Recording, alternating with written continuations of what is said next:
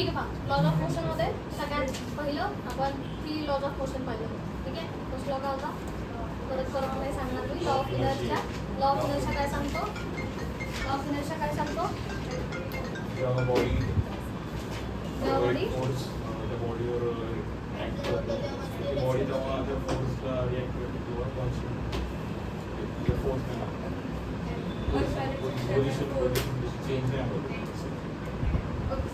Body रेस्टवर असेल, रेस्टवरच राहील, मोशनमध्ये आहे, मोशनमध्येच राहील अंटिल अनलेस कधीपर्यंत, जोपर्यंत एक्सटर्नल अनबॅलन्स फोर्स त्या बॉडीवर ॲक्ट होत नाही. ठीक आहे, तर फर्स्ट लॉ म्हणजेच काय, लॉ ऑफ इनर्शिया. इनर्शिया म्हणजे अशी प्रॉपर्टी जी काय करते, चेंजला रेजिस्ट करते. ठीक आहे, इनर्शिया म्हणजे काय, अशी प्रॉपर्टी जी चेंजला रेजिस्ट करते. मग युजली हा इनर्शिया जो असतो तो आपण लिनियर मोशनमध्ये तो मासला डिरेक्टली करतो. मास जितकं जास्त असेल तितका इनर्शिया जास्त असेल. ठीक आहे, तर लॉ ऑफ इनर्शिया आहे फर्स्ट लॉ. त्या लॉ ऑफ इनर्शियामध्ये 2 टाईप ऑफ इक्विलिब्रियम शिकायचे. फर्स्ट जो इक्विलिब्रियम आहे तो आहे स्टॅटिक इक्विलिब्रियम. काय आहे, स्टॅटिक इक्विलिब्रियम. ठीक आहे, आणि दुसरा आहे डायनॅमिक इक्विलिब्रियम.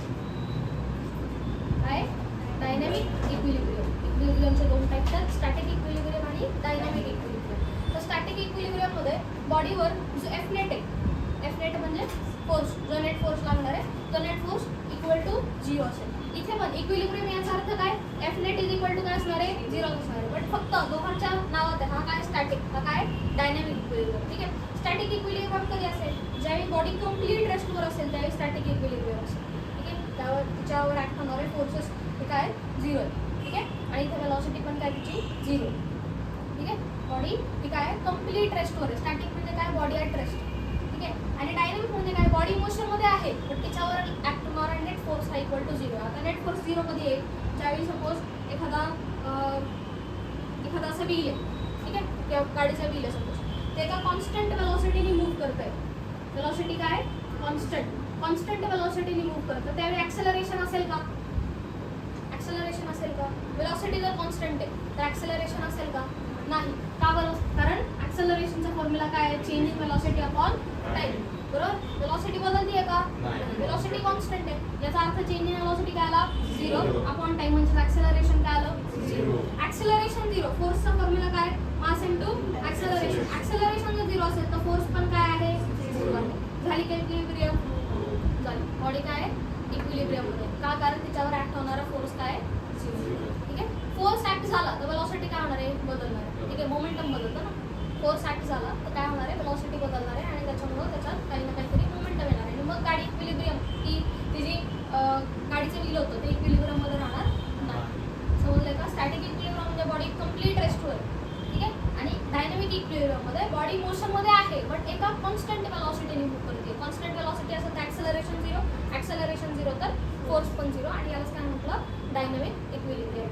ठीक आहे, हा झाला first law of motion. First law of motion काय सांगतो, every inanimate object remains in the state of rest और state of motion until unless an external unbalance force is acted upon. ठीक आहे, second law काय, law of momentum. बरोबर, काय second law, law of momentum. तर law of momentum काय सांगतो, the rate of change of momentum, the rate of change of momentum is directly proportional to the applied force or external force. The rate of change कसं लिहितो, mv minus mu by t is equal to f. ठीक आहे, मग v minus u, m जर common घेतला तर काय राहतं, v minus u by t is equal to f. so m a is equal to force, म्हणजे force is equal to mass into acceleration. हा फॉर्म्युला इथून दिला आहे. समजलं का. जर रेट ऑफ चेंज, तुम्हाला रेट ऑफ चेंज दुसरा वे मध्ये लिहायचा असेल, स्मॉल रेट ऑफ चेंज असेल, ठीक आहे, तर स्मॉल रेट ऑफ चेंज आपण असेल लिहितो dp बाय dt. ठीक आहे, स्मॉल रेट ऑफ चेंज. हा जर लार्ज असेल तर लार्ज यूज करू शकता. ठीक आहे, आणि हा small rate of change instantaneous म्हणतो आपण. ठीक आहे, dp by dt. dp by dt म्हणजे काय, dp म्हणजे काय, स्मॉल मोमेंटम असतो, आणि dt म्हणजे स्मॉल टाइम इंटरवल. ठीक आहे, याला असे लिहू शकता dp बाय dt. ठीक आहे, हेच काय, डेरिव्हेटिव्ह, डिफरन्शिएशन. ठीक आहे, आता याचं जर एक्झाम्पल पाहायचं झालं तर जर सपोज तुम्हाला मोमेंटमचं इक्वेशन गिवन, ठीक आहे, एखादं मोमेंटमचं इक्वेशन, एखादं सपोज p जो आहे मोमेंटम, तो दिला आहे तुम्हाला 2t² i cap plus 4t जे कॅप आणि प्लस सपोज राहू द्या ठीक आहे. काय दिलंय मोमेंटम दिलंय 2t² i cap plus 4t जे कॅप असं मोमेंटम दिलं ठीक आहे. आणि सांगितलंय काय find force find F at time t is equal to 2 second. 2 सेकंडला फोर्स काय असतो ठीक आहे. At time t is equal to 2 second. त्यावेळी मोमेंटम तुम्हाला गिवन आहे फोर्स फाइंड करा ठीक आहे. फोर्सचं आणि मोमेंटमचं रिलेशन काय F is equal to dp by dt that is equal to d by dt of टीचं इक्वेशन तुमच्याकडे आहे काय 2t² i cap plus 4t जे कॅप बरोबर आहे. बरोबर आहे. डेरिव्हेटिव्ह घ्या. डेरिव्हेटिव्ह काय येतो बरं पॉवर पुढे येतं मल्टिप्लिकेशनला आणि इकडे कमी होते बरोबर. 2 टू जा 4t रेस टू काय येणार आता 1 आय कॅप प्लस आता 4t मधलं काय राहणार फक्त 4 राहणार आणि इथे काय time t is equal to given तुम्हाला t इज इक्वल टू काय दिला आहे 2 सेकंड दिला 2 सेकंदाचा प्रूफ करा म्हणजे f इज इक्वल टू काय 4 × 2 आय कॅप प्लस 4 जे कॅप म्हणजे 4 टू जा 8 आय कॅप प्लस 4 जे कॅप त्याला तुमचा फोर्स ठीक आहे. फोर्सचे वेक्टर क्वांटिटी म्हणून आय कॅप आणि जे कॅप राहायचं तसं मॅग्नेट्यूड फाइंड करायचं. कसं फाइंड करा square root of 8² plus 4² magnitude असेल समजलं हे समजलं. एक एक्झाम्पल थोडं I can take it. इथे पडेल हा मग ते बेसिक चॅप्टर होता ना. बेसिक चॅप्टर आय कॅप जे कॅप सगळी इकडे येणार वेक्टर्स सगळ्या इथे येऊ शकतो ठीक आहे.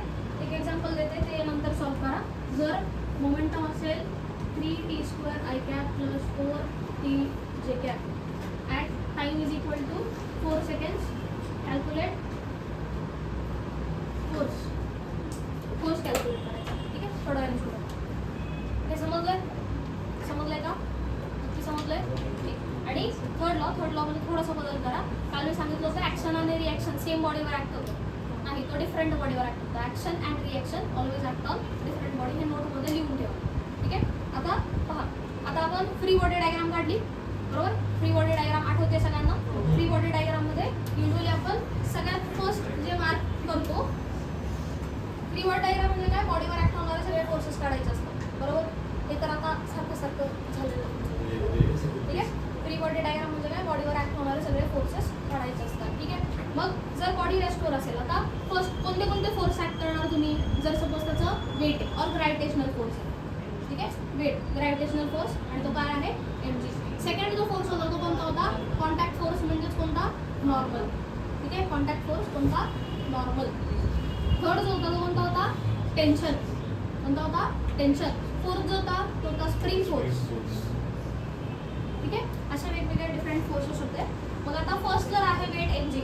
वेट mg जर तुम्हाला दाखवायचं तर weight mg is always downward direction. Vertically कसं असतं ते डाऊनवर्ड असतं. मग 3 केसेस जर घेतले आपण फर्स्ट केसमध्ये तुम्हाला ही बेसिक केस आहे. फर्स्ट केसमध्ये जर बॉडी अशी आहे तर mg कुठं लागेल डाऊनवर्ड्स लागेल ठीक आहे. mg कुठं लागेल डाऊनवर्ड्स लागेल. आता सेकंड केस पहा. या सेकंड केसमध्ये जर इन्क्लाइन प्लेन आहे या इन्क्लाइन प्लेनवर जर सपोज वेट ठेवलं तर mg कुठं लागेल इकडे का नाही mg कुठं लागेल वर्टिकली डाऊनवर्ड्स ठीक आहे. इकडे लागत नाही mg कुठं लागतं वर्टिकली डाऊनवर्ड्स लागतं समजलंय.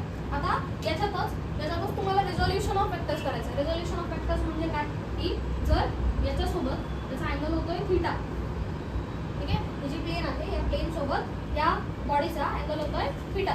तर याचे कंपोनंट्स येतील mgचे 2 कंपोनंट्स येतील. एक असणार आहे mg cos थीटा आणि दुसरा असणार आहे कोणता mg sin थीटा ठीक आहे. बॉडी लक्षात ठेवा. Free body diagram for weight.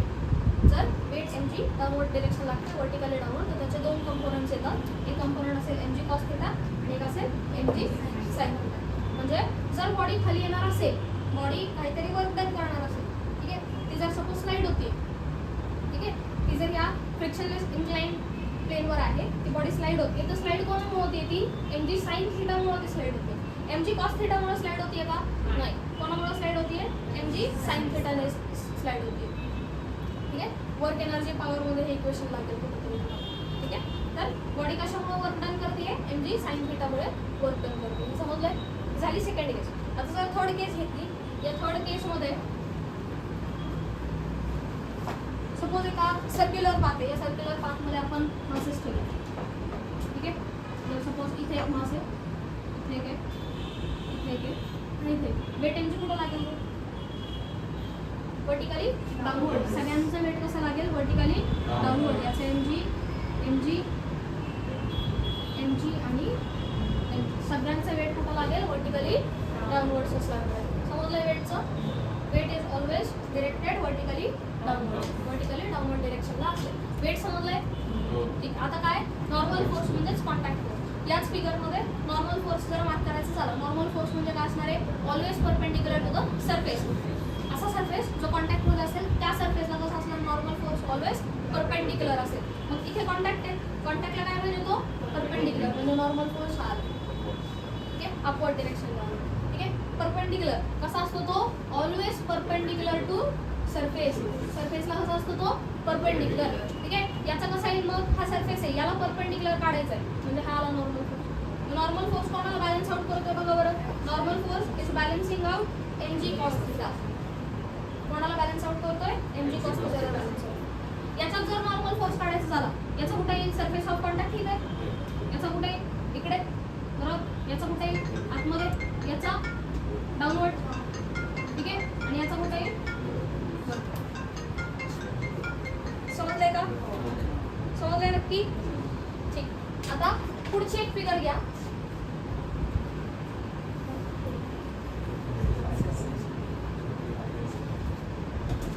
ठीक काय झालं नॉर्मल. आता एक एक्झाम्पल तुम्हाला आठवत असेल की आपण जर सपोज एक लॅडर आहे ती लॅडर अशी ठेवली आहे. ठीक आहे जिथे सरफेस ऑफ कॉन्टॅक्ट आहे त्या सरफेस ऑफ कॉन्टॅक्टला नॉर्मल फोर्स कसं असणार आहे परपेंडिक्युलर असणार. सरफेस ऑफ कॉन्टॅक्ट इथे नॉर्मल फोर्स कसं जाईल मग परपेंडिक्युलर. इथे सरफेस ऑफ कॉन्टॅक्ट आहे नॉर्मल फोर्स कसं जाईल परपेंडिक्युलर. ठीक आहे सरफेस ऑफ कॉन्टॅक्टला नॉर्मल फोर्स हा काय असेल परपेंडिक्युलर असेल. जिथं कॉन्टॅक्ट आहे तिथं परपेंडिक्युलर असेल. ठीक आहे ठीक आहे बरं समजलं हे. आता एक अजून एक नॉर्मल फोर्स एक्झाम्पल घ्या. नॉर्मल फोर्स जर सपोज असं दिलंय की इकडे एक वॉल आहे आणि हा ग्राउंड सरफेस आहे. ठीक आहे त्याच्यावर एक सपोज एक बॉडी आहे ही बॉडी. ठीक आहे या बॉडीला नॉर्मल फोर्स कुठून कुठून ऍक्ट होतो. एक वरती बरोबर आणि एक इकडे बरोबर का. एक वरती आणि एक या साईडला. समजलंय काय नॉर्मल फोर्स. समजलाय नॉर्मल फोर्स. समजलाय का समजलाय नक्की. Normal force always perpendicular to the surface असेल. सरफेसला कसा असेल तो परपेंडिक्युलर. मग आता इथे नॉर्मल आता ही जर सपोज वॉल कन्सिडर केली तर हा काय येणार normal force due to wall. हा ही जर सपोज ग्राउंड कन्सिडर केला तर हा normal force due to ground आहे. समजलंय मला नॉर्मल फोर्स. नंतर काय टेन्शन. नंतर काय टेन्शन कुठं लागतं स्प्रिंगमध्ये लागतं. ठीक आहे मग युजली याच्यात ॲटवूड मशीन असेल. ॲटवूड मशीन म्हणजेच पुली. ठीक आहे हे काय आहे पुली. या पुलीमध्ये स्प्रिंग असतील सपोज हा असेल mg. ठीक आहे आणि इथं पण सपोज काहीतरी वेट आहे और एका फोर्सने आपण याला पुल करतो. ठीक आहे एक फोर्सने आपण काय करतो त्याला खाली ओढतो. ठीक आहे तर टेन्शन काय येईल याच्यात पण टी असेल याच्यात पण टी असेल. Tension is always directed towards the rigid surface. Tension कुठं असेल नेहमी रिजिड सरफेस. समजलं हे. आणि last spring force. Spring force हा कुठं असेल ज्या डिरेक्शनला डिस्प्लेसमेंट त्याच्या अपोजिट डिरेक्शनला स्प्रिंग फोर्स. स्प्रिंग फोर्स किती असतो F is equal to kx minus tx. हा असणार तुमचा spring force. F is equal to minus kx हा असणार आहे स्प्रिंग फोर्स. समजलंय का. Constant spring constant. ठीक आहे किंवा त्याला रिजिडिटी कॉन्स्टंट सुद्धा म्हणतात. ठीक आहे मग काय स्प्रिंग कॉन्स्टंट. समजलंय का. हे 4 गोष्टी तुम्हाला फ्री बॉडी डायग्राममध्ये काढायच्या. समजलंय नक्की. लिहून घेतात.